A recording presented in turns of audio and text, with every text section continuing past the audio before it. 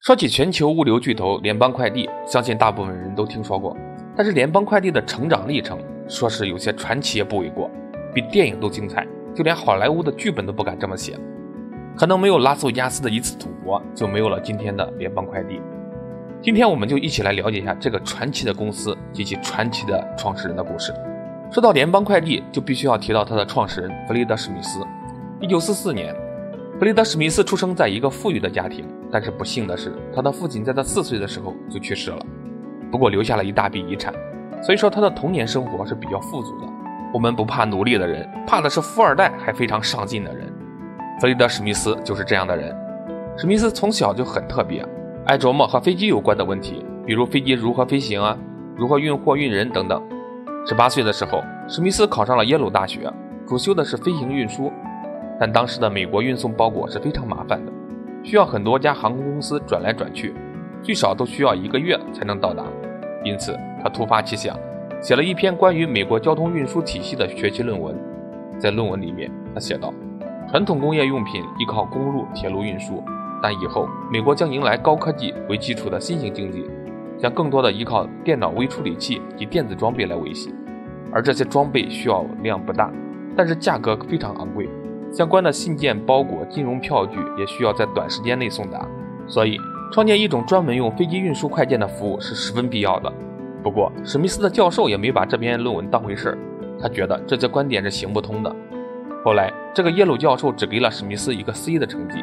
不得不说，很多时候实干家和学者的区别就在于，实干家看到的总是机会，而学者看到的总是问题。在大学毕业之后，史密斯应征入伍，退伍那天他就开始了自己的创业。一开始史密斯只是买了一家飞机维修公司，专门回收和维修，修飞机2年就赚了25万美元。虽然公司生意相当不错，但是美国运输系统太差，维修零件总是不能及时送到，好几次被客户投诉。那这样的事情多了，史密斯也很恼火，他想起了自己的那篇大学论文，是时候去做成这件事情了。于是史密斯决定做一家专门用飞机运送快递包裹的公司。在1971年6月28日，联邦快递公司正式成立。接下来的事让我们忘掉上帝的恩赐，磨难开始了。为了创业，史密斯拿出了自己全部积蓄的35万美元，这在1971年绝对是一笔巨款了。不过要开飞机快递公司还需要多一点，35万美元显然不够，于是从家人那儿又要来了360万，买了2架猎鹰喷气机。说到这儿，我也想起了那个我创业时一无所有，除了我爸给我的5000万的段子。但这个行业并不是有钱就能成功的。一开始，史密斯把自己的客户目标定成了美国联邦储备局，而美联储在美国各地有很多银行需要投递银行票据等等各种重要的文件。史密斯觉得他们会是一个好客户，没想到美联储给了当头一棒，直接拒绝了他。史密斯可以算是出师不利，他的雄心壮志一开始就惨遭打击。之后整整大半年时间，他都找不到合适的客户，只能眼睁睁地看着自己的创业计划和2架飞机睡在飞机棚里。但他不愿就此放弃。联邦航空的一位老员工说，在联邦航空成立的最初2-3年里，他本来是可以破产5-6次的。但弗雷德·史密斯没有放弃。从1971年至1973年，史密斯花了1年多的时间，开始认真地去调查市场，最终发现虽然需求很零散，但是飞机送快递这个生意还是可以做的。于是他自己又投入了700万美元，还跑到华尔街各种忽悠。一番艰难的努力之后，他居然成功融资9600万美元。有钱之后，史密斯又买了33架飞机。1973年4月，联邦快递公司重新开始营业，为25个城市提供快递服务。所以哪怕产品能力或者管理能力不行，融资能力强也是很有好处的。当然，一个成功的企业往往是需要多种能力的综合，再加上一点运气。那接下来联邦快递的钱多了，他们的业务就能一飞冲天了吗？结果并不行。重新开业第1天，联邦快递从纽约飞往洛杉矶的送货物，一共运了186件包裹，飞行成本4万美元，平均每件包裹的成本是215美元。当时美国一个高级工人的月薪也就400美元，相当于寄个快递花了半个月的工资。于是在接下来的2年多里，联邦快递运的越多，亏损越多，最终欠下了接近5000万的巨债，随时都可能破产。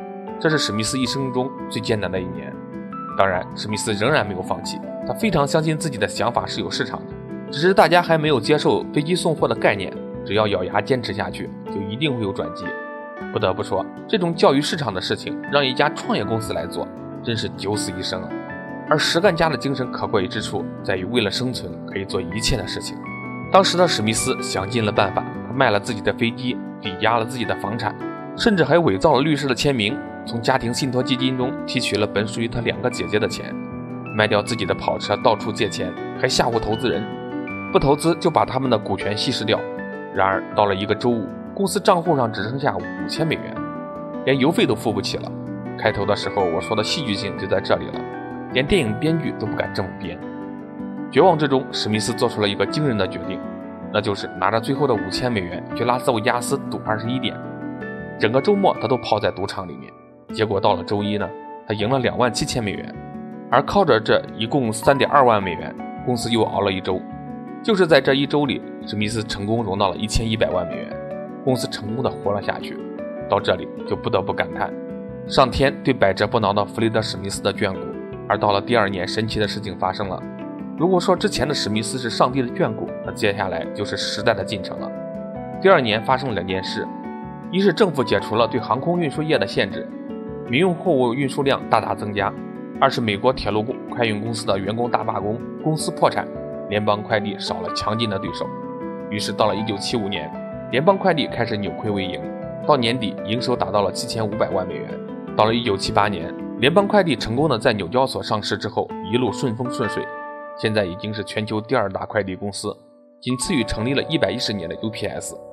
我个人非常喜欢联邦快递的创业历史，我印象最深刻的是里面的坚持、勇敢和智慧，也有一些说不清道不明的运气，这可能就是商业的魅力所在吧。关于联邦快递的传奇故事，您有什么看法呢？欢迎留言评论，关注我的频道，下期再见。